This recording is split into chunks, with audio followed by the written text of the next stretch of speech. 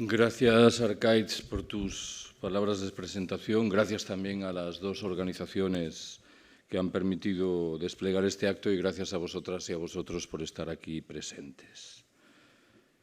Siempre que en el transcurso del último mes he tenido la oportunidad de hablar sobre el conflicto, el contencioso ucraniano, y la oportunidad se ha repetido muchas veces, he procurado mencionar antes tres ideas preliminares.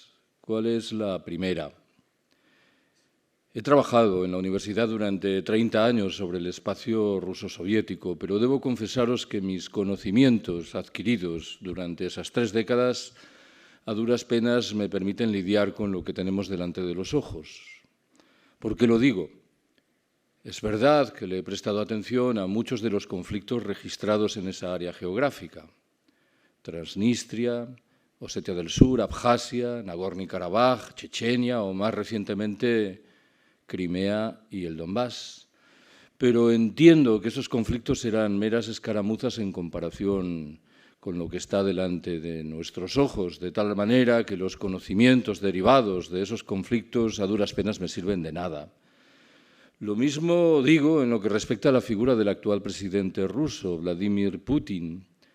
Si alguien hace poco más de un mes me hubiese preguntado por su condición en lo que hace a lo que ocurre ahora, me hubiese limitado a responder que era un político prudente, de tal manera que cuando movía algún peón lo hacía de manera muy meditada, con riesgos menores. Con toda evidencia no es esto lo que se ha abierto camino en los últimos días en Ucrania.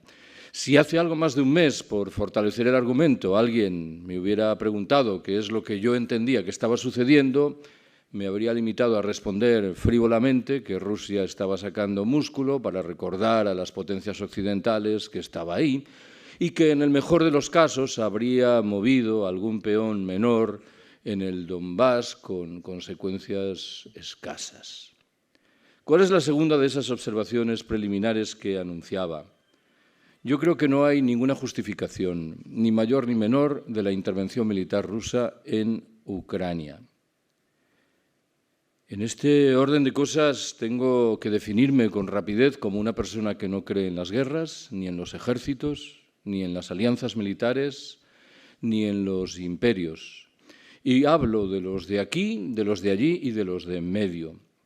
Hay un lema que ha aparecido pintado con alguna frecuencia en las paredes o en las casas, en Rusia y en Ucrania en los últimos días, un lema viejo que creo que sirve de buena guía para orientarnos en este lodazal. Reza escuetamente: no a la guerra entre los pueblos, no a la paz entre las clases. Voy a por la tercera y última apreciación preliminar. En la entrada tenéis bastantes ejemplares de ese libro que ha mencionado Arkaitz hace un momento. Las dos primeras ediciones de esa obra vieron la luz en 2014. El libro se agotó, pero el editor, creo que con buen criterio, decidió no retomarlo en la medida en que el interés público por Ucrania había bajado muchos enteros. Desde hace bastantes semanas, desde antes de Navidades, ese mismo editor andaba detrás de mí para que perfilase una actualización y yo me negaba una y otra vez, hasta que allá por el 20 de enero tuve la oportunidad de escuchar en un canal de televisión de ámbito estatal a la expresidenta madrileña Cristina Cifuentes explicarnos el conflicto de Ucrania. Y decidí que en esas circunstancias era preferible liar una manta a la cabeza y trabajar en esa reedición. El libro vio la luz en su nueva versión a finales de febrero y va en estos momentos por su 6ª edición. Si tiene alguna virtud, creo que es doble. Por un lado, aporta una argumentación más compleja que la que se revela a través de nuestros tertulianos, de nuestros todólogos. Alguien dirá, no es muy difícil, ciertamente. Y por el otro,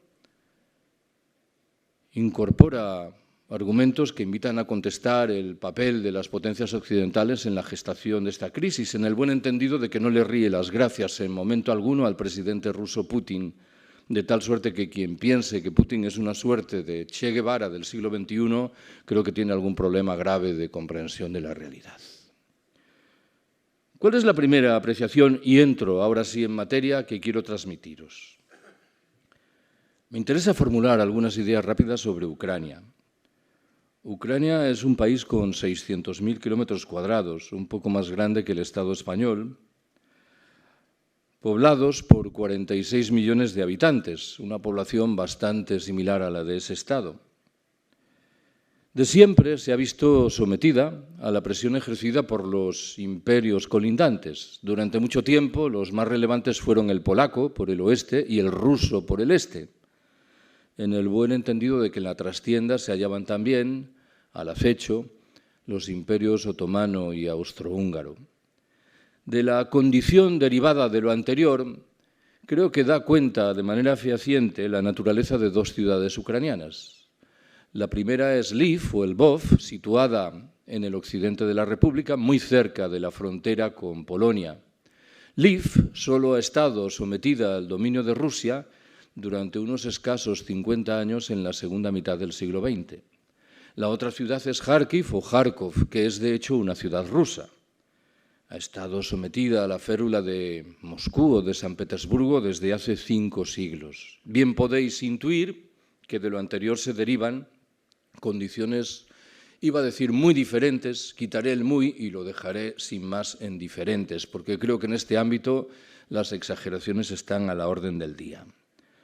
Os voy a pedir que hagáis un ejercicio geográfico más y que imaginéis una línea recta que conduciría desde la segunda ciudad que acabo de mencionar, Kharkiv o Kharkov, hasta el puerto de Odesa, a orillas del Mar Negro, cerca de la frontera con Rumania. Al sur de esa línea queda una tercera parte del territorio ucraniano en la cual la presencia de rusos étnicos y del ruso como lengua es muy notable. Al norte quedan, claro, las otras 2 terceras partes en las cuales esa presencia es significativamente menor. Cuando trabajé en 2014 en la primera versión de ese libro, me topé con un dato estadístico que supongo tiene algún interés rescatar. En aquel momento, las 2 terceras partes de la población ucraniana eran ucranianos étnicos, de tal suerte que los rusos aportaban del orden de un 24 o un 25% de los habitantes. Debo subrayar, sin embargo, que estos datos están sometidos hoy a dudas. ¿Por qué?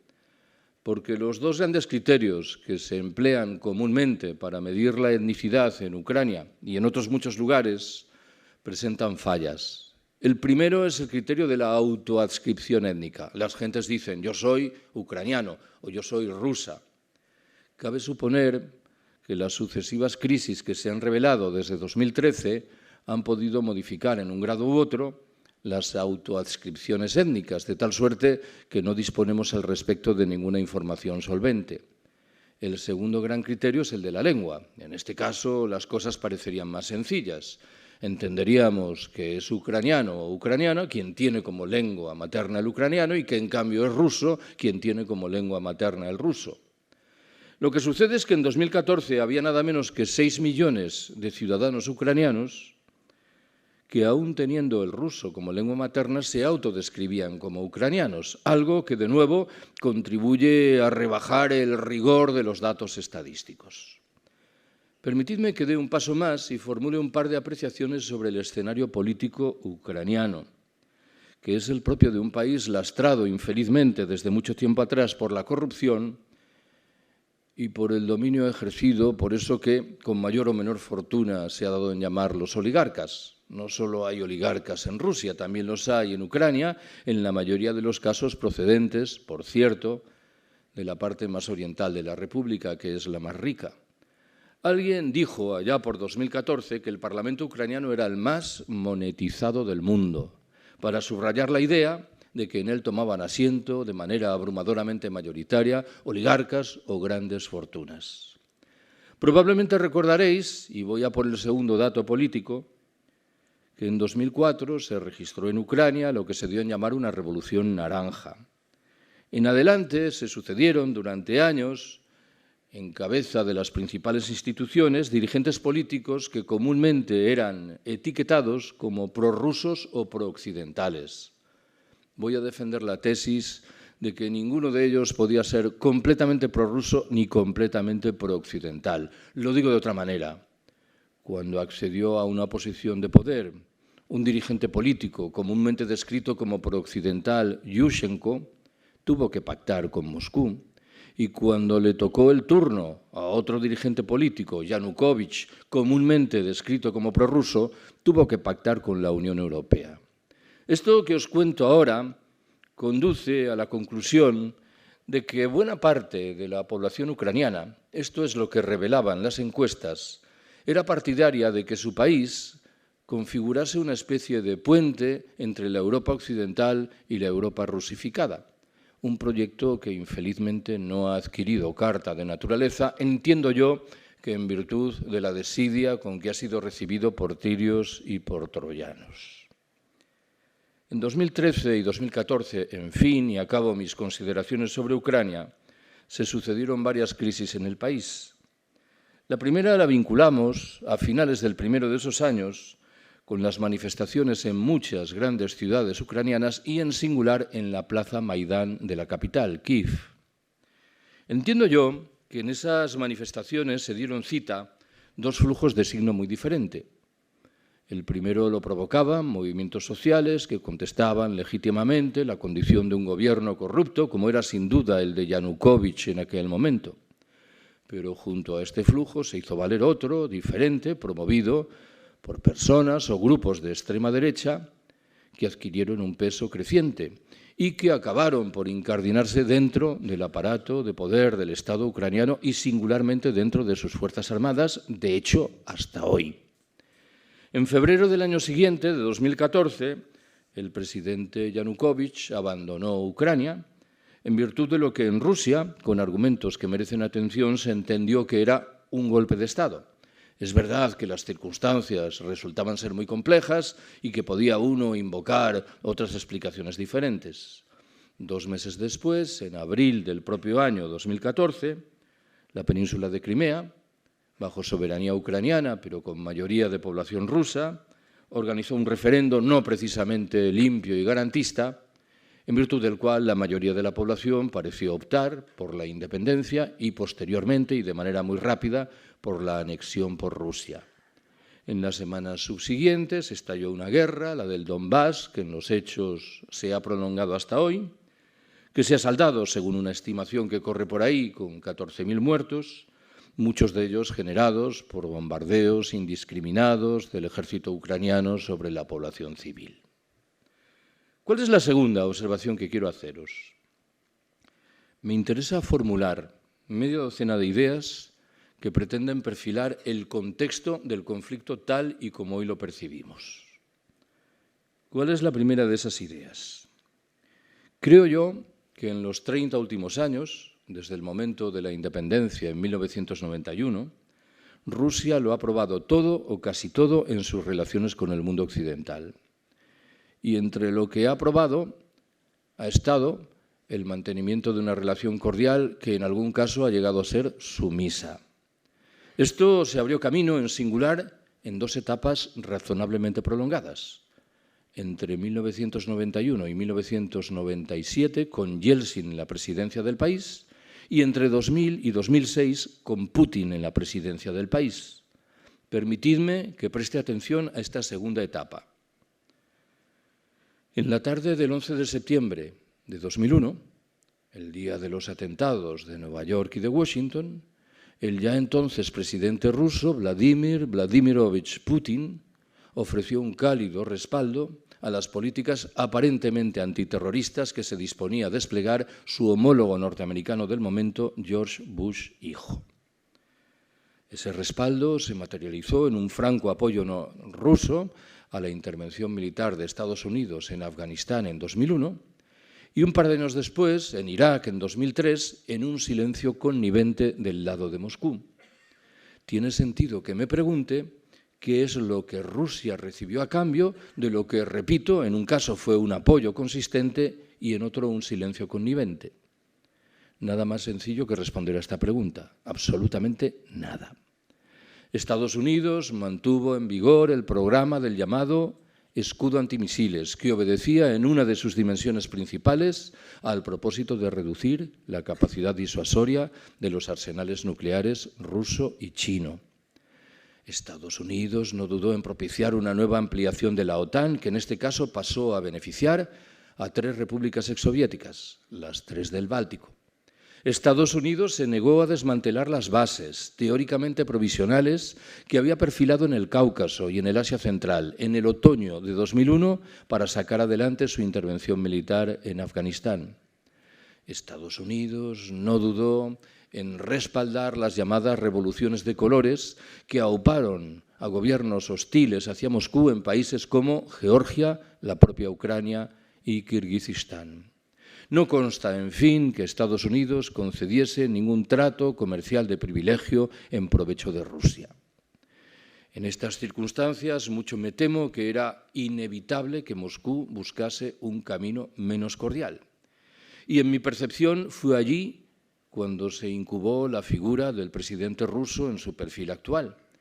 He dicho con alguna frecuencia en las últimas semanas que en alguna medida Putin es el producto de la prepotencia occidental y me veo obligado a ratificar ese argumento. Segundo dato de entorno.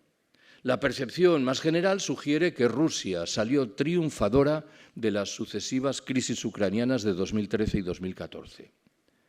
El argumento se sustenta en la idea de que pasó a controlar la península de Crimea y sentó las bases de una dominación, bien que precaria, en la Ucrania oriental. Mucho me temo que esta manera de enlazar los datos olvida algo mucho más importante. El grueso del territorio ucraniano basculó hacia el mundo occidental. Y el control que hasta entonces, mal que bien, Moscú ejercía sobre él, se diluyó en la nada. Hay una vieja visión geopolítica que disfruta de apoyos en Estados Unidos y en Rusia y que sostiene palmariamente que Rusia será un imperio si controla Ucrania y perderá, en cambio, la condición de imperio si pierde el control sobre Ucrania. No simpatizo mucho con esta percepción, pero me parece indudable que marca y poderosamente las acciones del actual presidente ruso. Tercer elemento de balance importante. Yo creo que por detrás del conflicto ucraniano no hay una confrontación entre sistemas políticos, modelos económicos o cosmovisiones ideológicas. Entiendo que lo que hay por detrás, en lugar fundamental, es una colisión muy tradicional y muy conocida entre imperios. Permitidme que vuelva a por uno de los elementos que acabo de medio desdeñar, lo de las cosmovisiones ideológicas. El presidente ruso Putin ha señalado en repetidas ocasiones en las últimas semanas que el propósito de su país en Ucrania es desnazificar esta última. He señalado antes que no cabe albergar duda alguna en lo que hace a la idea de que grupos de extrema derecha tienen una presencia consistente en todos los estamentos de poder en Ucrania. Pero describir Ucrania como un país macificado es recurrir a una simplificación dramáticamente abusiva. En el Parlamento ucraniano no toma asiento ninguna fuerza política de extrema derecha. Al margen de lo anterior, creo que tenemos que prestar atención a lo que ocurre del otro lado del espejo. Quienes piensen que del lado del presidente Putin o de sus aliados en el Donbass hay un proyecto antifascista, creo que tienen graves problemas para ordenar los datos. ¿Cómo describiría yo de forma rápida el mundo de Putin en Rusia? Discurso imperial militar, nacionalismo étnico, defensa de los valores tradicionales y de la familia, apuntalamiento de la Iglesia ortodoxa, gobierno en la sombra ejercido en los hechos por un puñado de inmorales oligarcas y, en fin, lacerantes desigualdades. No sé qué es lo que todo esto puede tener que ver con un proyecto antifascista. Doy un salto más, el cuarto, para utilizar una palabra mágica, el gas. Se ha dicho muchas veces, a buen seguro que lo sabéis, que la Unión Europea, y en singular algunos de los Estados miembros, arrastra una delicada dependencia con respecto a los suministros de gas natural ruso. Es verdad, pero a menudo olvidamos que la dependencia es mutua. Rusia no tiene en el corto y en el medio plazo un comprador alternativo para su gas, con lo cual también está atada de pies y manos. Hace 2 o 3 semanas colgué en las redes sociales un comentario irónico que decía que si alguien en la Ucrania contemporánea quiere salvar el pellejo, está claro lo que tiene que hacer: plantar su tienda de campaña al lado de un gasoducto. Nadie bombardea los gasoductos, ni el ejército ruso ni el ejército ucraniano. En 2006 y 2009 se registraron dos crisis del gas en la relación entre Rusia y la Unión Europea. Esas crisis tenían su origen en desavenencias comerciales entre Rusia y Ucrania y se saldaron en interrupciones durante unas pocas horas en los suministros de gas natural ruso a la Unión Europea. En 2014 se abrió camino una guerra sangrienta en la Ucrania oriental. Llamativamente, en ningún momento se interrumpieron los suministros de gas ruso a la Unión Europea, pese a que Rusia y la Unión Europea se lanzaban el uno al otro todos los trastos verbales imaginables. Poderoso caballero es don dinero. Voy a por el quinto de los elementos que creo que conviene tomar en consideración. Me parece que tendremos que acostumbrarnos a lidiar con conflictos sucios, en los cuales el currículo penal de los agentes que intervienen deja mucho que desear. Lo digo de otra manera. Creo que a duras penas vamos a encontrarnos con conflictos como los de Palestina o el Sáhara Occidental, en los cuales es muy sencillo identificar agresores y víctimas. Pongo un ejemplo de lo que quiero decir. La percepción relativa al derecho de autodeterminación que han blandido los diferentes agentes que operan sobre el terreno ha sido visiblemente oportunista e interesada. Han defendido ese derecho cuando les convenía y lo han olvidado cuando no. Estados Unidos lo blandió en Kosovo, pero rechazó su aplicación en Osetia del Sur, en Abjasia o en Crimea. La posición rusa al respecto parecía más consecuente, aunque no fuera la mía, en la medida en que Rusia rechazaba palmariamente el vigor de ese derecho, hasta que llegó Crimea en 2014 y decidió esgrimirlo en provecho propio. Recupero un sexto y último elemento. Tengo que hacer una mención, siquiera sea pasajera, a un agente internacional muy alejado, China. ¿Por qué? Hay una visión de los hechos relativamente extendida que sugiere que Rusia, por ejemplo, va a conseguir sortear las sanciones internacionales que se le aplican desde hace unas semanas porque va a acrecentar sensiblemente sus flujos económicos y comerciales con China. Quiero llamaros la atención sobre el hecho de que, a mi entender, la relación bilateral ruso-china no es tan plácida como pudiera parecer. No son, por decirlo de otra manera, dos aliados perfectos. ¿Por qué lo digo? Por tres razones. La primera me obliga a subrayar el tamaño extremadamente dispar de las economías correspondientes. Cuando la Unión Soviética se desintegró en 1991, el tamaño de la economía rusa era muy similar al tamaño de la economía china. Hoy el tamaño de la economía china es 4 veces superior al de la economía rusa, lo cual perfila un horizonte de relaciones muy desequilibradas. Al margen de lo anterior y en segundo lugar, creo que la percepción de las relaciones planetarias que postulan los gobernantes chinos es muy diferente de la que defienden los rusos. China sigue percibiendo en el planeta una gran tensión bipolar que enfrentaría a dos grandes potencias, Estados Unidos y la propia China, que en este orden de cosas habría sustituido a la vieja Unión Soviética. La percepción de los gobernantes rusos, en cambio, es diferente y probablemente es el producto de cierta adaptación a la relativa postración del país. Rusia defiende un enfoque que describe como multilateral, en virtud del cual en el planeta habría 5 o 6 grandes potencias que tendrían que buscar la vía del acuerdo y de la contención. Hablo de Estados Unidos, de la Unión Europea, de la propia Rusia, de China, tal vez de Japón y de la India. Hay un último problema en las relaciones bilaterales.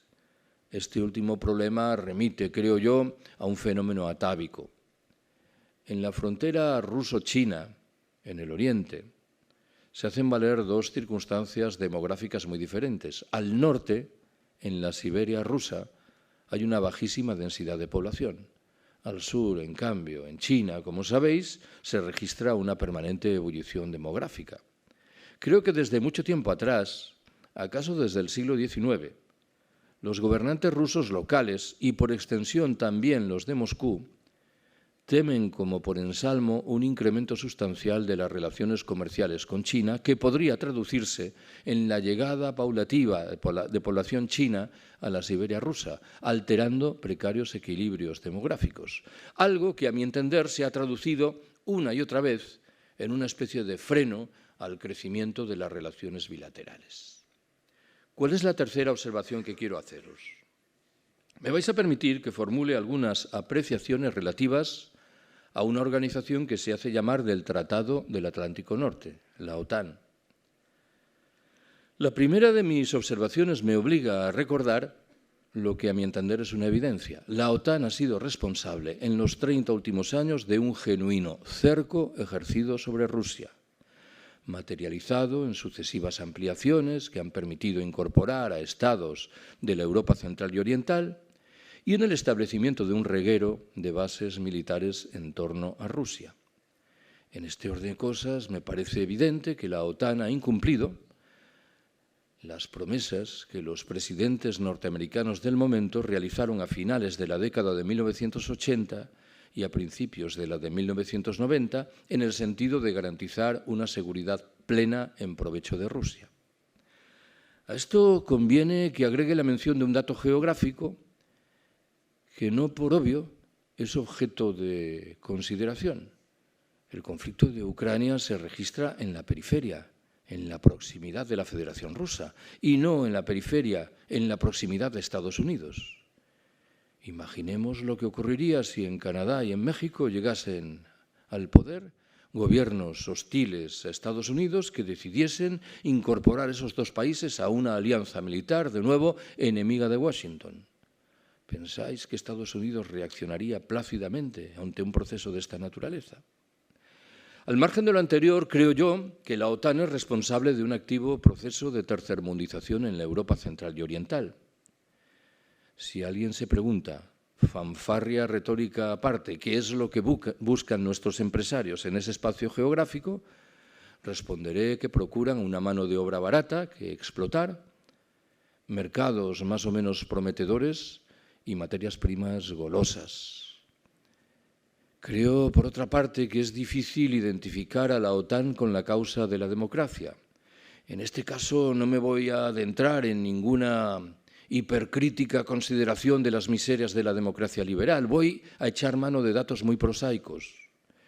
Quiero recordaros que la dictadura portuguesa de Oliveira Salazar, coetánea del franquismo, fue un Estado miembro de la OTAN, que en estas horas lo es también la Turquía de Erdogan, responsable de un genocidio en toda regla en el Kurdistán, que los gobiernos de la extrema derecha en Polonia y en Hungría no han impedido que esos estados sigan siendo miembros de la OTAN. O, en fin, si tengo que lanzar la imaginación al vuelo, que una Ucrania integrada en la OTAN exhibiría un sistema político muy similar al de la propia Federación Rusa.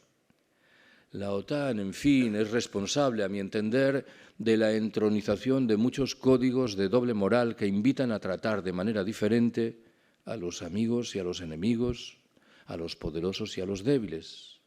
Tengo que proponer algún ejemplo al respecto.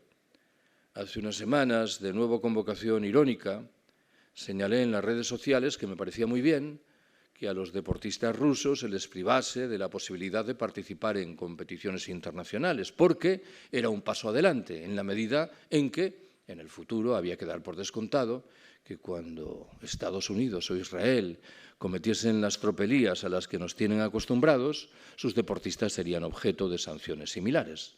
Con toda evidencia no va a ser así. Debo dejar claro mi admiración por las gentes que en estas horas se entregan a una solidaridad con los ucranianos y las ucranianas obligados a abandonar su país de resultas de una agresión infumable.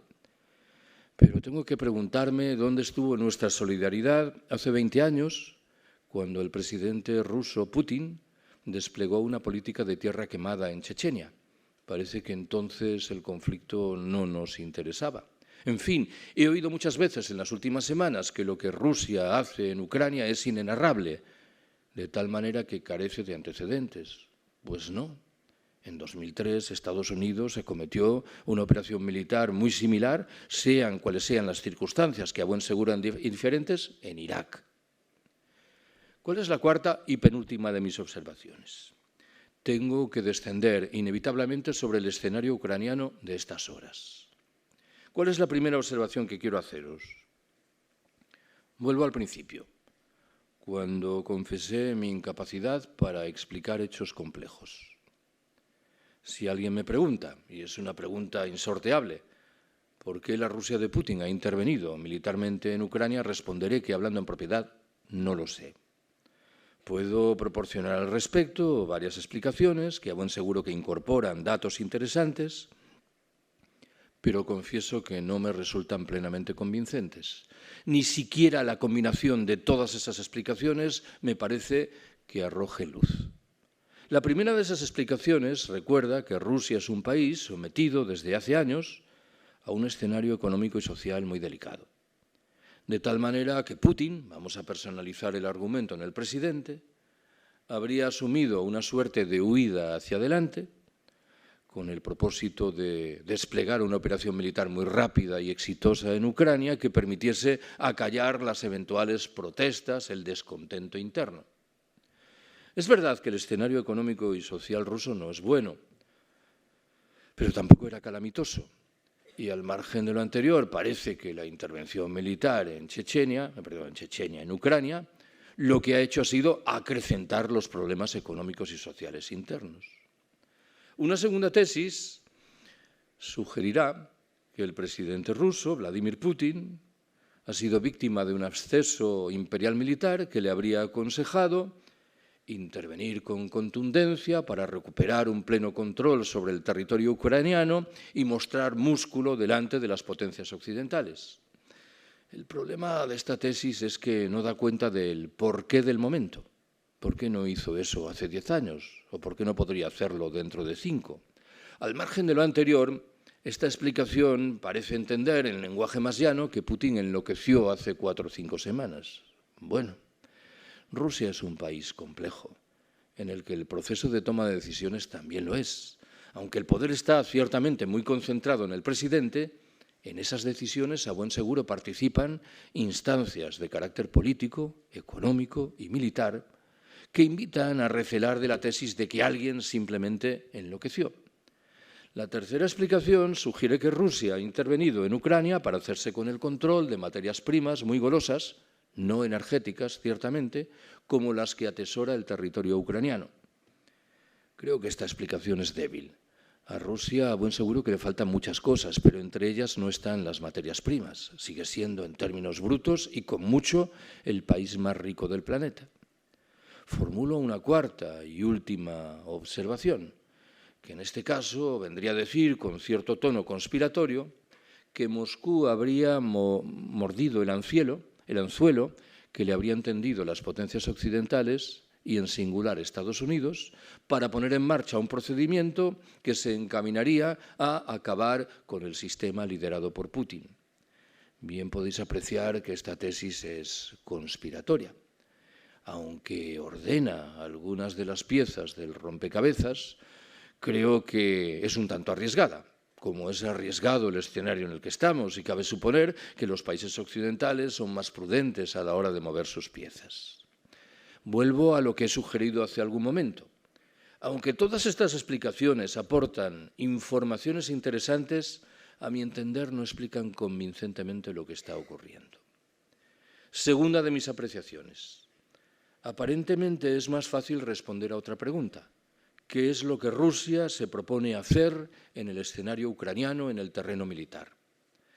Hasta hace unos días yo iniciaba mi respuesta a esta pregunta dando por descontado que el objetivo de Moscú no era apuntalar la posición de las milicias prorrusas en la Ucrania oriental.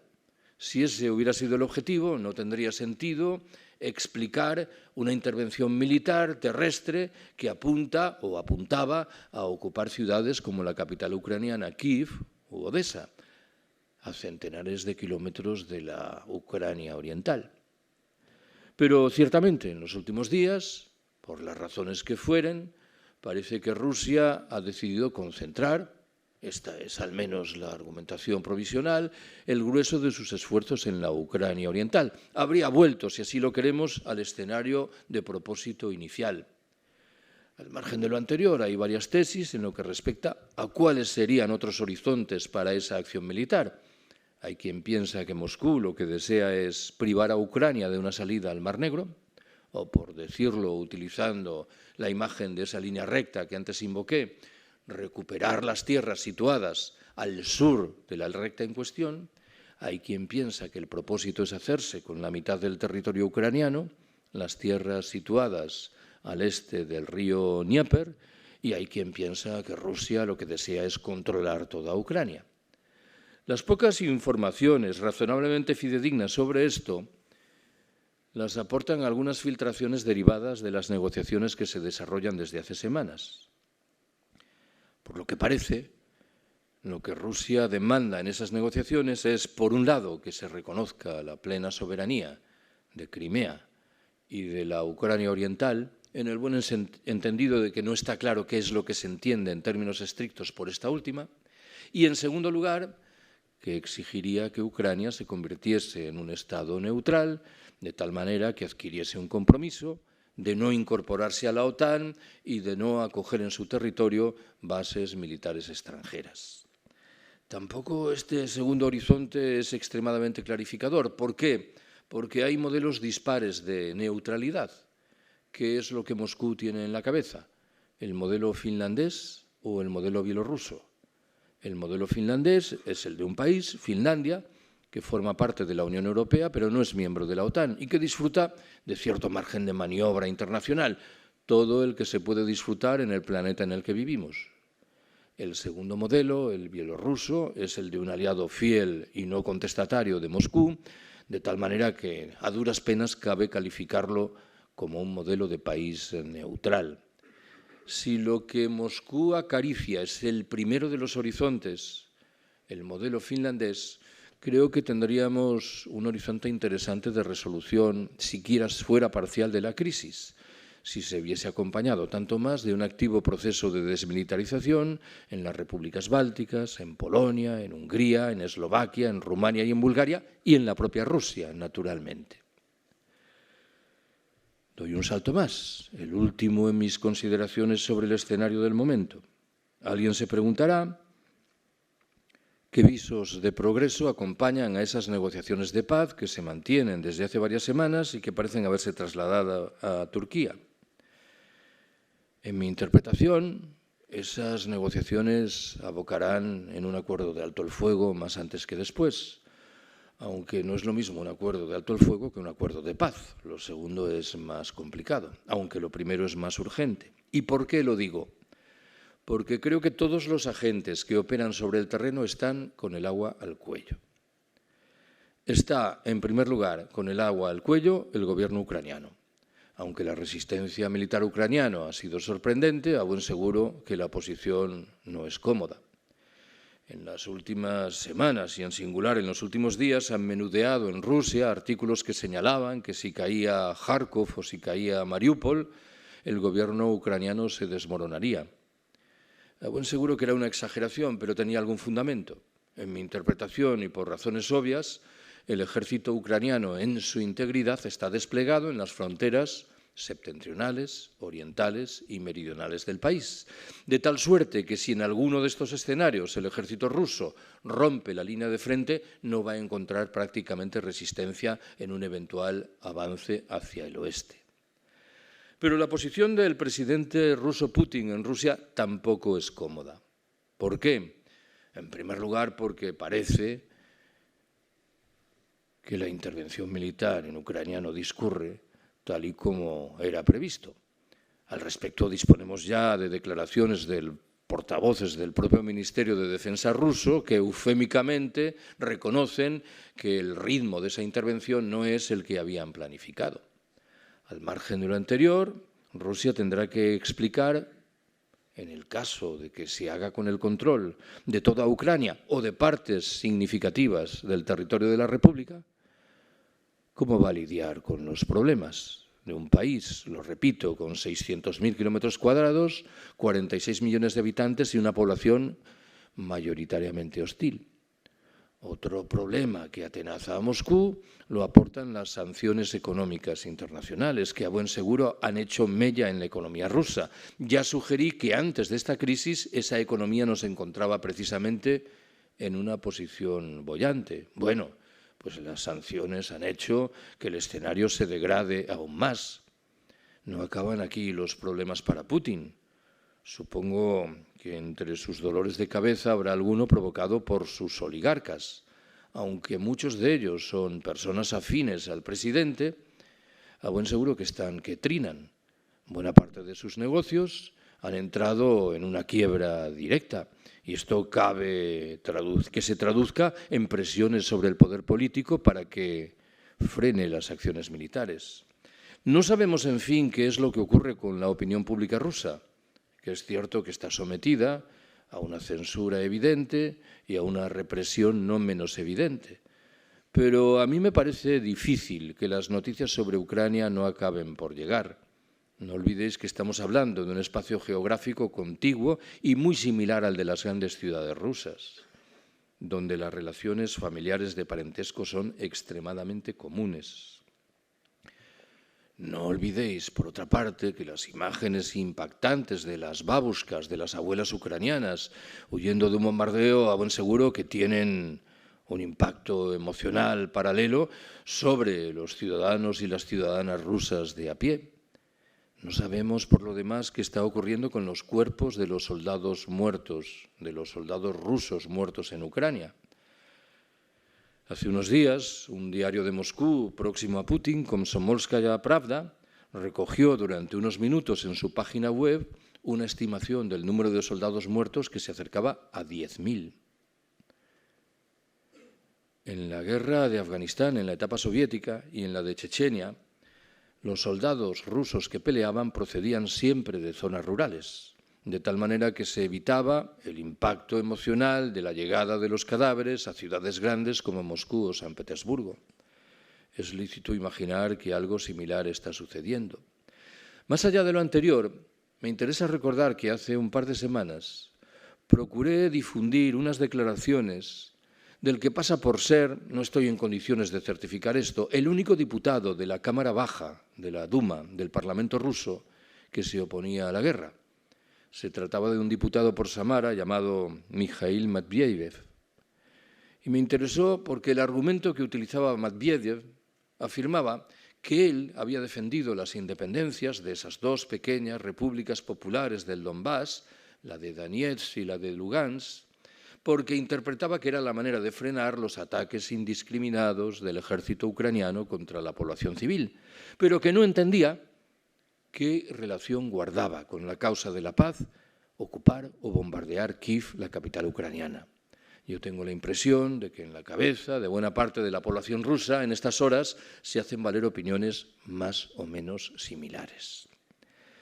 Tampoco es cómoda, en fin, creo yo, aunque por razones diferentes, la posición de las potencias occidentales. ¿Y por qué en este caso? Porque han empezado a verle las orejas al lobo de un proceso delicado de desestabilización de la Rusia putiniana. No es de descartar que en Rusia se produzca un golpe palaciego que coloque en la presidencia del país a una figura próxima a Putin, pero más presentable, como podría ser el expresidente Dmitry Medvedev. Tampoco hay que descartar que se produzca ruido de sables. Según algunas versiones de los hechos rumorológicas, hay una parte de las Fuerzas Armadas descontenta con la intervención militar en Ucrania. No olvidéis que estamos hablando del Estado federal más grande del mundo con tensiones internas razonablemente agudas que podrían traducirse en explosiones que podrían dar al traste con su integridad. En este orden de cosas, ni siquiera cabe descartar que las potencias occidentales, al final, prefieran apuntalar la posición de Putin como garantía de la estabilidad del país. Por detrás hay una pregunta que rara vez se formula. ¿Qué es lo que le interesa más a esas potencias?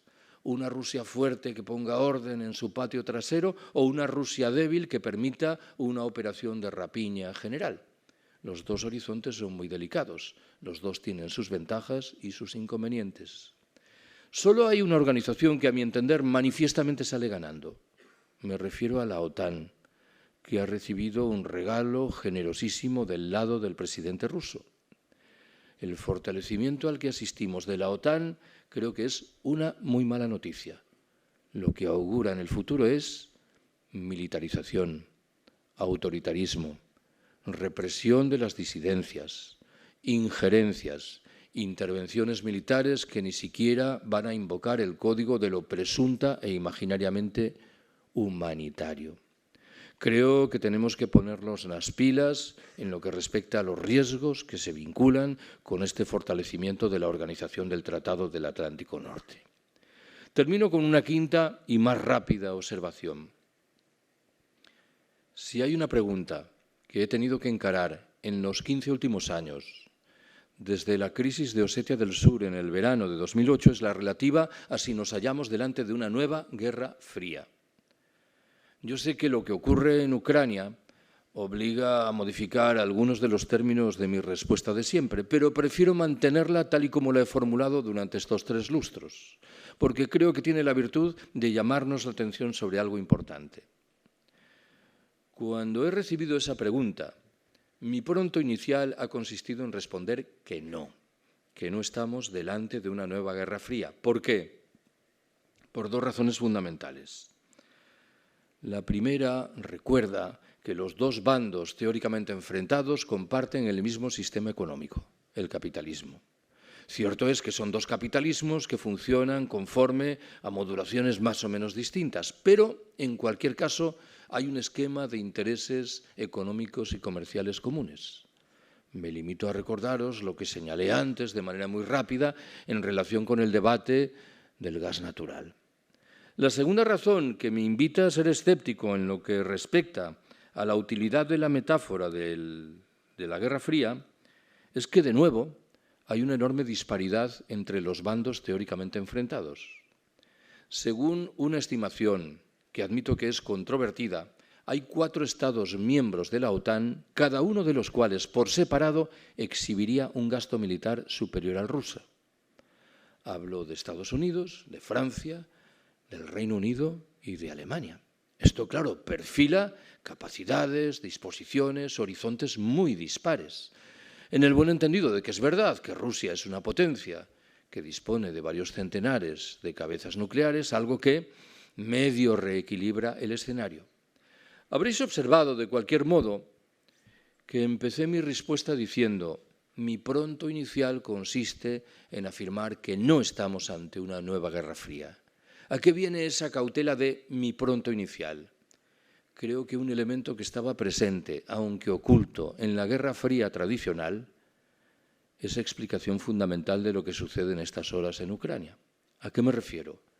Cuando sopesamos lo que acabo de llamar la Guerra Fría tradicional, la que libraron con líderes fundamentales en la Unión Soviética y en Estados Unidos, 2 grandes bloques entre 1948 y 1991, lo que estaba por detrás era una confrontación ideológica que enfrentaba al capitalismo liberal occidental y a eso que de manera muy equívoca se ha dado en llamar el comunismo propio de la Unión Soviética. Yo creo que por detrás de la Guerra Fría tradicional, antes bien, había ya una colisión entre imperios. La Unión Soviética había heredado buena parte de la lógica imperial del zarismo y, del otro lado, imperaban las lógicas correspondientes al incipiente imperio norteamericano y a los restos de imperios como el alemán, el francés o el británico. Bueno, pues esto último es lo que entiendo que ocurre hoy con singular fortaleza. Y esto me obliga a rescatar lo que dije al principio. Estoy en contra de las guerras, de los ejércitos, de las alianzas militares y de los imperios. Y creo que una guía interesante para moverse en este lodazal es la que recuerda que debemos decir no a la guerra entre los pueblos y no a la paz entre las clases. Gracias por haberme escuchado.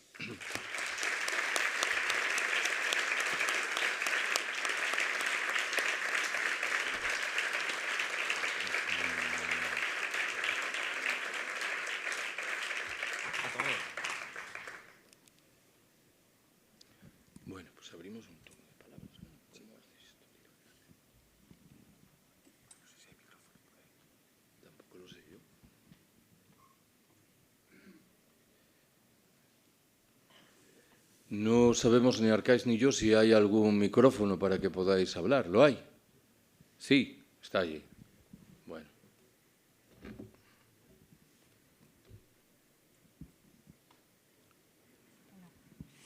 Hola, ha dicho que las potencias occidentales le dijeron a lo que todavía era la URSS que le dieron garantías de que no iba a expandirse la OTAN cerca de las fronteras de Rusia.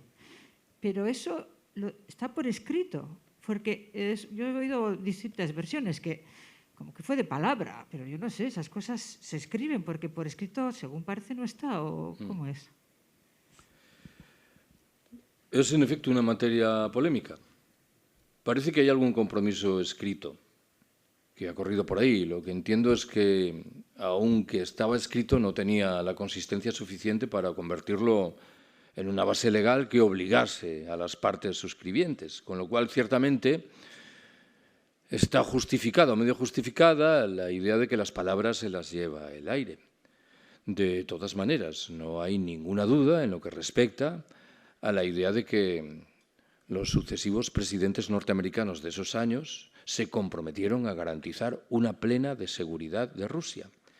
No exactamente a impedir una ampliación de la OTAN, aunque entiendo que esto iba de suyo con lo anterior y que con el paso de los años no se cumplió ese compromiso. No solo eso, me parece que no está de más que recuerde que en la década de 1990 Rusia se incorporó a algún tipo de estructura paralela dentro de la OTAN, que permitió realizar, por ejemplo, maniobras conjuntas militares con esta última, o permitió que cascos azules rusos participasen en operaciones de presunto mantenimiento de paz en unidades de la OTAN. En algún momento se llegó a manejar el horizonte de que la propia Rusia se incorporase a la OTAN. ¿Y quién impuso un freno a ese proceso? La propia Organización del Tratado del Atlántico Norte. En ese momento resonaron muchos de los escritos de un diplomático norteamericano, George Kennan, quien había recordado en repetidas ocasiones que la OTAN, para mantenerse, precisa siempre de algún enemigo, y el candidato principal era Rusia, algo que redunda un poco en provecho de esa tesis que he sugerido y que apunta que, en cierto sentido, la agresividad rusa es el producto de una agresividad previa del lado occidental, más allá de que hubiera compromisos escritos o no.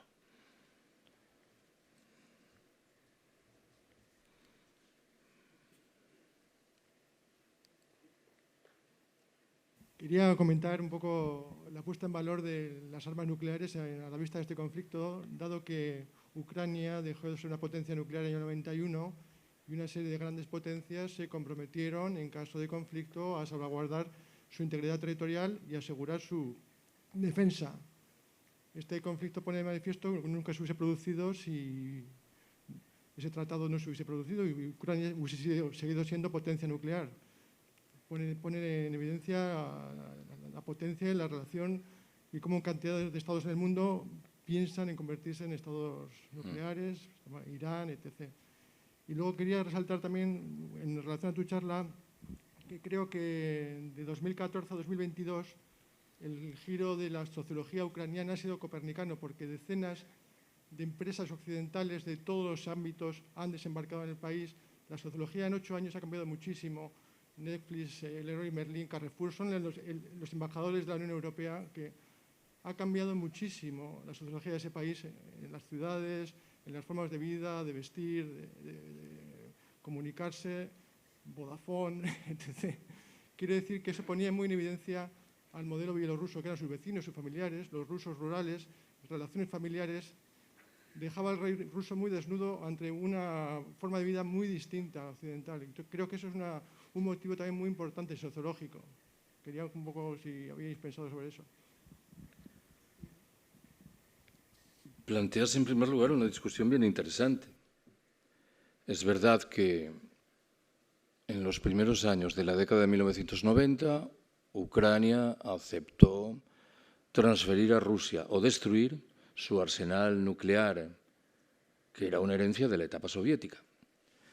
Es verdad que entonces esto no parecía una decisión muy conflictiva y que hoy a buen seguro hay que retomar la discusión correspondiente. En buena medida quiero recordar que Ucrania lo hizo como un mecanismo que permitía rebajar su incipientemente engordada deuda externa con Rusia, como renunció a la llamada flota del Mar Negro, como asumió el arrendamiento multimillonario de la base de Sebastopol en Crimea. Por detrás lo que había era una república, Ucrania, recién independizada y con un margen de maniobra autónomo muy limitado en la medida en que dependía de manera muy estrecha de los suministros de materias primas energéticas realizados por Rusia, ¿no? Claro, el horizonte es delicado en el sentido que tú invocas. Si utilizamos este argumento, otros muchos estados podrían decir, para evitar que nos agreda la potencia imperial local, lo que vamos a hacer es dotarnos de armas nucleares, hasta que esto último se nos escape de las manos. Este es evidentemente el riesgo, ¿no? Sabéis que hace unos días el ministro ruso de Asuntos Exteriores, Sergei Lavrov, se sirvió recordar que la Tercera Guerra Mundial sería con armas nucleares. Yo entiendo que era una declaración de retórica bélica, sin más, que fue respondida, por cierto, en términos muy similares por portavoces de los gobiernos occidentales, pero, obviamente, me limito a enunciar una opinión personal. Mi zozobra a la hora de explicar lo que ocurre en Ucrania se multiplicaría por 100 si alguien utilizase armas nucleares, porque entonces nuestra capacidad de predecir el futuro menguaría hasta cero. Con respecto a lo segundo, a buen seguro que tienes razón, pero de todas maneras te llamo la atención sobre la conveniencia de no olvidar que un proceso menos intenso pero similar ha cobrado cuerpo también en Rusia. Cuando en las últimas semanas hemos tomado conocimiento de cómo las sanciones económicas occidentales afectaban a determinadas empresas, pues hemos descubierto que todas esas empresas que tú has mencionado y algunas más estaban consistentemente presentes en Rusia. Claro, alguien dirá que el panorama es un poco distinto, pero no tanto por la intensidad como por el lugar en el que se vuelcan esas empresas, que a buen seguro que son las grandes ciudades rusas, que en este orden de cosas no creo que sean muy diferentes de las grandes ciudades ucranianas.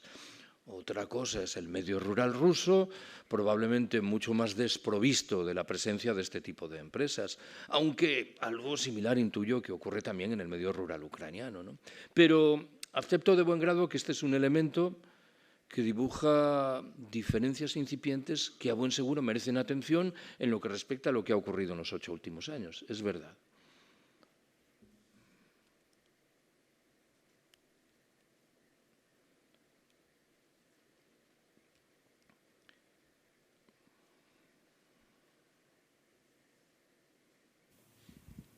Buenas noches.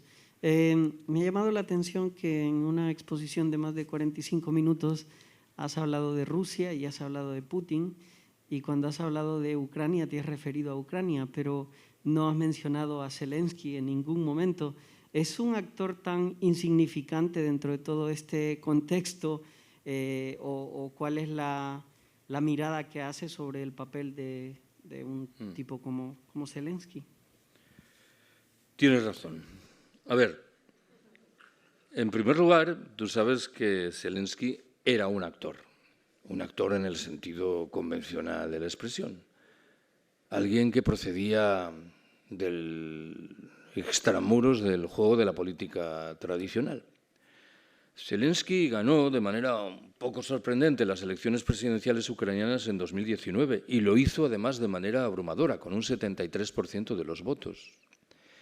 Y yo recuerdo que en aquel momento la interpretación general es que el grueso de la población ucraniana, en cierto sentido, retomaba el proyecto que antes mencioné de un país que debía servir de puente entre la Europa occidental y la Europa rusa. De hecho, en los momentos iniciales, Zelensky hizo declaraciones conciliadoras en relación con Moscú, que apuntaban a la apertura de negociaciones en relación con el Donbass o con Crimea. Este pronóstico inicial no se confirmó. Y aquí confieso que entran mis dudas, porque no sé si es que teníamos una información equivocada en lo que hace a cuáles eran los designios de Zelensky y no era esa política aperturista lo que abrazaba, o es que no le dejaron llevarla adelante. ¿O es que, por ejemplo, esos estamentos de la extrema derecha ucraniana, muy situados en el aparato de poder, acabaron por frenar eventuales aproximaciones a Moscú? Lo cierto es que una de las señales de que este proyecto naufragó fue el fracaso paralelo de los acuerdos de Minsk de 2015, que debían poner fin al conflicto del Donbass. En mi interpretación, las dos principales partes implicadas, Rusia y Ucrania, fueron responsables de ese fracaso. Por poner un ejemplo, los acuerdos de Minsk implicaban un compromiso de federalización del Estado ucraniano. Aunque resulte moderadamente sorprendente, Ucrania, desde 1991 hasta hoy, ha sido un Estado unitario, con una única lengua oficial, el ruso. Pero claro, si eso ocurría del lado ucraniano, del lado de Zelensky, del lado ruso tampoco parecía que se diesen pasos encaminados a desmilitarizar la vida en el Donbass, con lo cual unos se justificaban en los otros para incumplir el sentido de fondo de los acuerdos de paz. No sé, de todas maneras, si esta guerra, esta agresión militar rusa no ha venido a ensalzar injustificadamente la figura de Zelensky, que entiendo que es responsable también de determinadas políticas y actitudes. Parece que Zelensky en las últimas semanas ha aceptado una Ucrania neutral que no se sume a la OTAN. Bueno, pues alguien dirá, igual hubiera sido preferible que hubiese tomado esa medida hace 2 años y que hubiésemos entrado en una etapa de pacificación. Vuelvo a reconocer que mi argumento tiene sus límites, porque tampoco era sencillo, ante la reconstrucción militar en Rusia, asumir tranquilamente un proceso de neutralidad y de desmilitarización. Pero, en cualquier caso, creo que es una figura más conflictiva de lo que pudiera parecer, y sospecho que era mejor actor que político.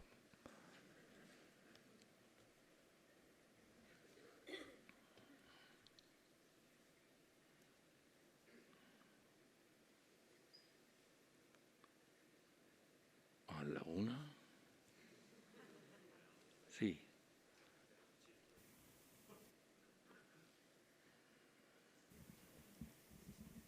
Bueno, me ha encantado la charla que has dado.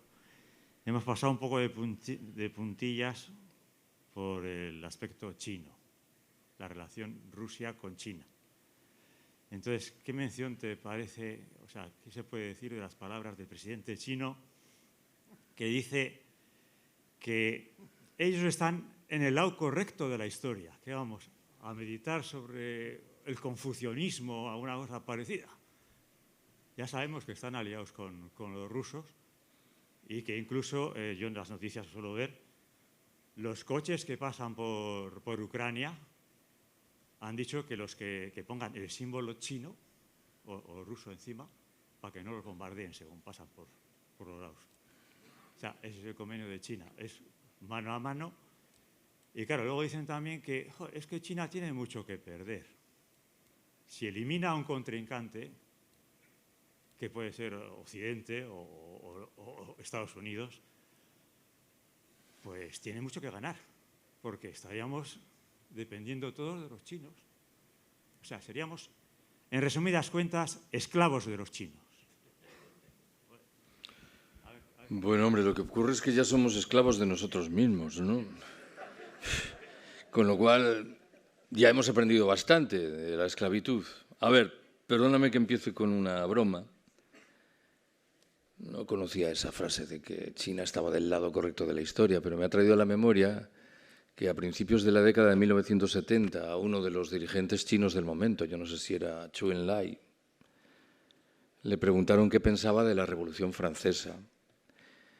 Y dijo que no tenía suficiente perspectiva histórica para juzgarla. Habían discurrido casi 200 años. No se esperaría al siglo XXIV para juzgar los efectos de la Revolución Francesa. A ver, yo interpreto que China está molesta ante lo que ocurre en Ucrania. Y que está molesta porque los movimientos chinos son no prudentes, hiperprudentes. Si China progresa en el escenario internacional, y progresa, es fundamentalmente a través de incrementos paulatinos, procesuales, de sus relaciones comerciales, sin mayores algaradas militares. Entonces, esto de Ucrania rompe el esquema general de China.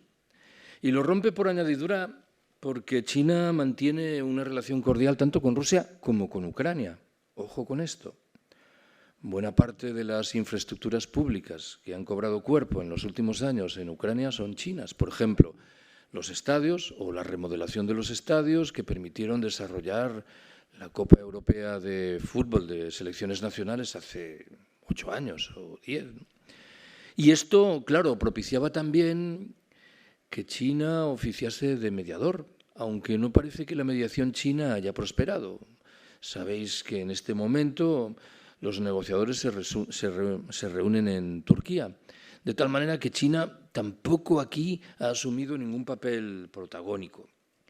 Yo entiendo tus inquietudes, pero debemos prestar atención a 2 datos adicionales. Aquel que tú propones es relevante. El primero es la política de Estados Unidos.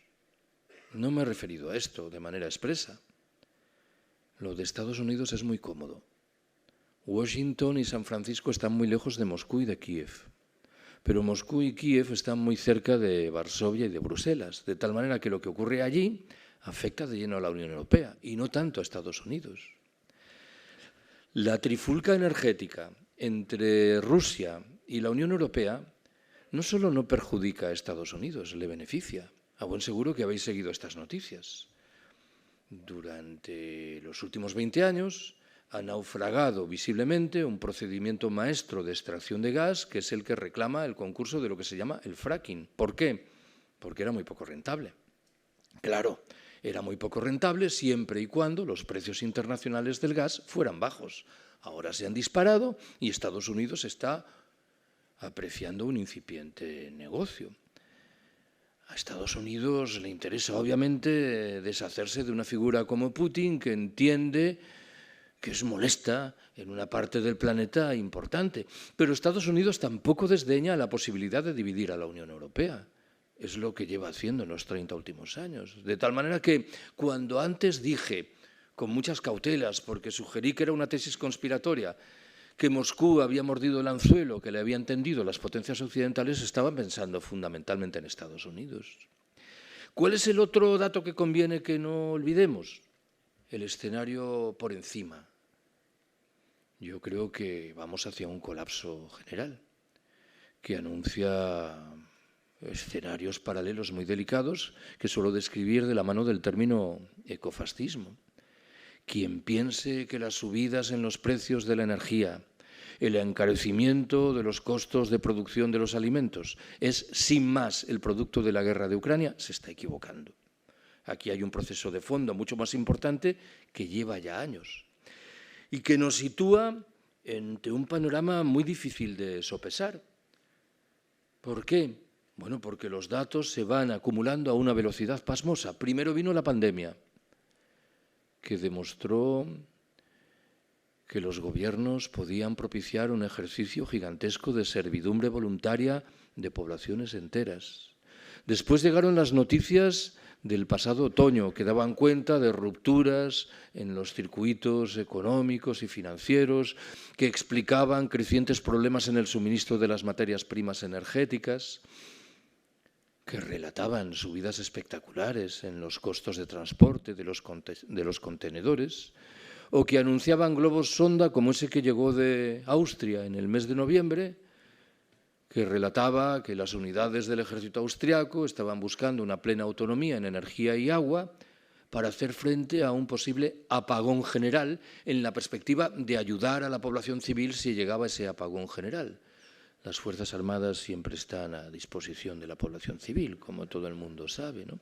Y ahora nos llega encima la guerra ucraniana, con secuelas muy dolorosas, en primer lugar en términos de sufrimiento humano, pero con secuelas muy delicadas en este terreno, ¿no?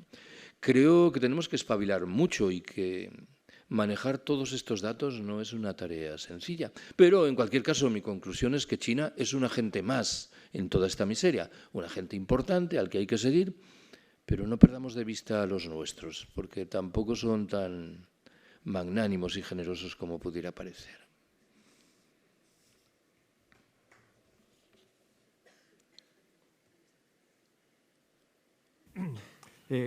Carlos, ¿podrías hablar un poco más del papel de la Unión Europea? Políticamente, no militarmente, pero sí políticamente, aunque tiene implicaciones también militares por lo que estamos viendo. Hay pocos críticos, pero hay críticos a nivel de Italia, también aquí, que hablan del suicidio en estos momentos de Europa, de la Unión Europea, frente a la sumisión que ha mostrado frente a Estados Unidos. Estados Unidos ha impuesto prácticamente todos los pasos, desde la negación del gasoducto del norte con Alemania hasta la actual política. ¿Qué opinión tienes al respecto? A ver, dato inicial. La Unión Europea lleva toda su vida a rebufo de la política norteamericana. Esto no es una sorpresa. Yo creo que realmente tendríamos grandes problemas si alguien nos pidiera que identificásemos un momento en el que, de manera consistente, pareciera que la Unión Europea rompía amarras con Estados Unidos. A mí no se me ocurre invocar ningún momento. Con lo cual, lo de hoy no es nuevo.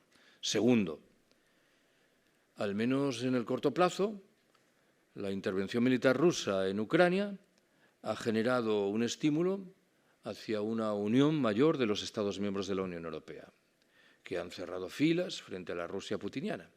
Y a ese proyecto se han unido incluso aquellos gobiernos que, como el polaco y singularmente el húngaro, mantenían una relación muy cordial con la Rusia de Putin. Tercer y último elemento, claro, vuelvo a algo que dije antes. Recordaréis que lo mencioné. Es lógico que se afirme que la Unión Europea arrastra una delicada dependencia con respecto a los suministros de gas natural ruso, pero la dependencia es mutua, porque Rusia no tiene un comprador alternativo para ese gas natural y necesita como agua de mayo las divisas fuertes correspondientes. Pero es que la Unión Europea arrastra también una delicada dependencia energética con respecto a Estados Unidos. ¿Por qué? Porque la mayoría de los productores de petróleo en el Oriente Próximo son aliados dóciles de Washington. De tal manera que si realizamos un ejercicio de política ficción y suponemos que por las razones que fueran la Unión Europea pasase a asumir una política independiente con respecto a Washington, Washington podría cerrar también el grifo de los suministros de petróleo. Y esto hace que se convierta el fenómeno en un estímulo para que la Unión Europea siga andando al rebufo de Estados Unidos. Y yo no aprecio, infelizmente, que aquí haya ninguna tensión fuerte que apunte a romper esta dependencia. Es uno más de los círculos viciosos en los que estamos inmersos. Al margen de lo anterior, claro, alguien dirá, bueno, ¿y cómo están reaccionando los gobiernos europeos a la crisis vinculada con el conflicto ucraniano? Ya no digo al conflicto ucraniano. Pues a mi entender de muy mala manera. Tenemos gravísimos problemas de suministro de materias primas energéticas. Pues la respuesta inicial creo que debería consistir en apostar por reducir el consumo de energía y no en buscar desesperadamente fuentes de energía en lugares muy alejados que sabemos además son precarios en cuanto a los mecanismos de comunicación. Esto algunas personas lo llamamos desde tiempo atrás de crecimiento. El planeta se nos va.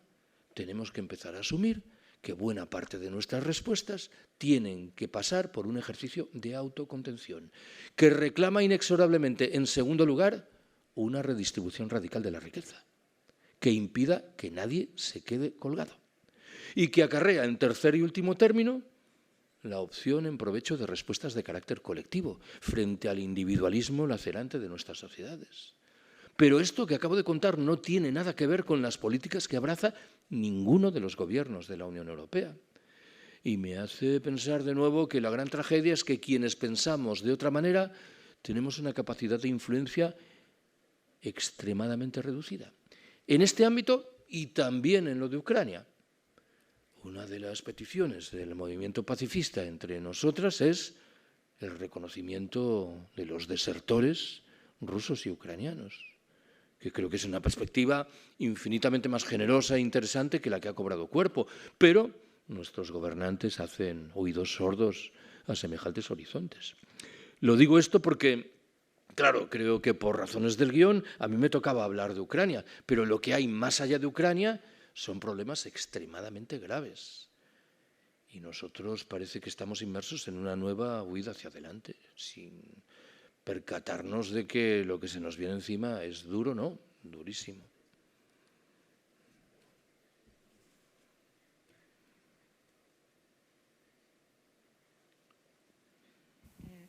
Perdona, es que me has dejado preocupada con lo del ecofascismo. Luego, gracias a Dios, yo digo, pues este hombre es el del decrecimiento. Gracias a eso lo has salvado ahora. Para tranquilizarte. Sí, bueno, supongo que no seré la única. No sé, quiero decir que eso del ecofascismo, o sea, cosas que has dicho me ha recordado un poco. Yo soy muy curiosa y suelo escuchar a las personas disidentes con lo de la pandemia, los que hablan de la pandemia y estas cosas. Y hablan de eso, de que la Agenda 2030, que realmente es toda una cosa organizada, lo que decías tú de lo que está por encima de todo. A mí me has dejado ahí una zona oscura que yo ya no sé.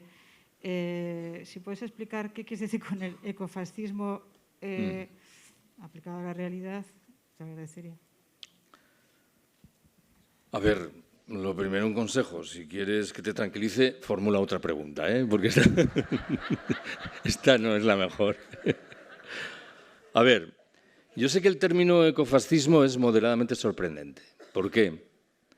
Porque damos por descontado que el prefijo eco acompaña siempre realidades saludables o, como poco, realidades neutras. Bueno, debo recordaros, sin embargo, que en el partido alemán nacionalsocialista, el partido de Hitler, operó un activo grupo de presión de carácter ecológico que defendía la vuelta al mundo rural, que criticaba las consecuencias negativas de la urbanización y de la industrialización, que postulaba en su caso el despliegue de prácticas de corte vegetariano al servicio, claro, de una raza elegida que estaba en condiciones de imponer reglas del juego de obligado cumplimiento a los demás. Ayer, en Portugalete, recordé que he recomendado muchas veces la lectura de un libro de un periodista alemán llamado Karl Ameri. El libro, en su versión castellana, se titula Auschwitz, el nombre del campo de exterminio nazi en Polonia, comienza el siglo XXI, entre signos de interrogación. La tesis principal que maneja Ameri en esa obra sugiere que estaríamos muy equivocadas si concluyésemos que las políticas que abrazaron los nazis alemanes 80 años atrás remiten a un momento histórico singularísimo, coyuntural y por ello afortunadamente irrepetible. Ameri nos exhorta antes bien a estudiar en detalle esas políticas. ¿Por qué? Porque bien pueden reaparecer en los años venideros, no defendidas ahora por ultramarginales grupos neonazis, sino postuladas por algunos de los principales centros de poder político y económico, cada vez más conscientes de la escasez general que se avecina y cada vez más firmemente decididos a preservar esos recursos escasos en unas pocas manos en virtud de un proyecto de darwinismo social militarizado, de ecofascismo. Como bien puedes intuir, en una de sus dimensiones centrales, lo que hay por detrás de la propuesta ecofascista es una discusión demográfica. Está la idea de que en el planeta sobra gente, de tal manera que se trataría de marginar a quienes sobran, esto ya lo hacen, y en la versión más dura, de exterminarlos. Bueno, esto es algo que conviene tomar en consideración como un horizonte que está ahí y probablemente más cerca de lo que parece. Ayer en Portugalete estuve hablando de decrecimiento y de colapso. Llevo años refiriéndome al riesgo de un colapso general del sistema. Y es verdad que cuando lo hacía yo pensaba que me estaba refiriendo al futuro, pero por momentos tengo la impresión de que ya estamos en el colapso, de que esto que permite que tanta gente acuda a un acto como este es una inquietud general, una zozobra, que va más allá del conflicto ucraniano, porque lo que está en la trastienda es en efecto muy duro. Ayer dije que si hace 3 o 4 años, antes de la pandemia y de todo esto, alguien me hubiera preguntado si yo creía realmente que este sistema va a colapsar, yo hubiera respondido que sí, pero probablemente hubiera agregado que en virtud de mi edad yo no lo iba a ver. Pues hoy ya no lo tengo tan claro, y no es porque yo haya rejuvenecido, bueno, que también, pero me parece que tenemos que empezar a ponernos las pilas en relación con esto y con todos los procesos de fondo. Por ejemplo, el proyecto del ecofascismo creo que es relacionable con el fortalecimiento de la OTAN, la militarización, el autoritarismo, el despliegue de fórmulas represivas, el intervencionismo. No te he tranquilizado mucho, ya lo sé.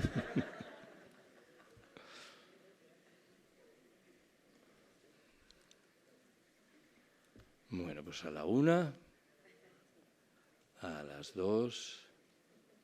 Bueno, pues lo dejamos, ¿no? ¿Tú quieres decir algo?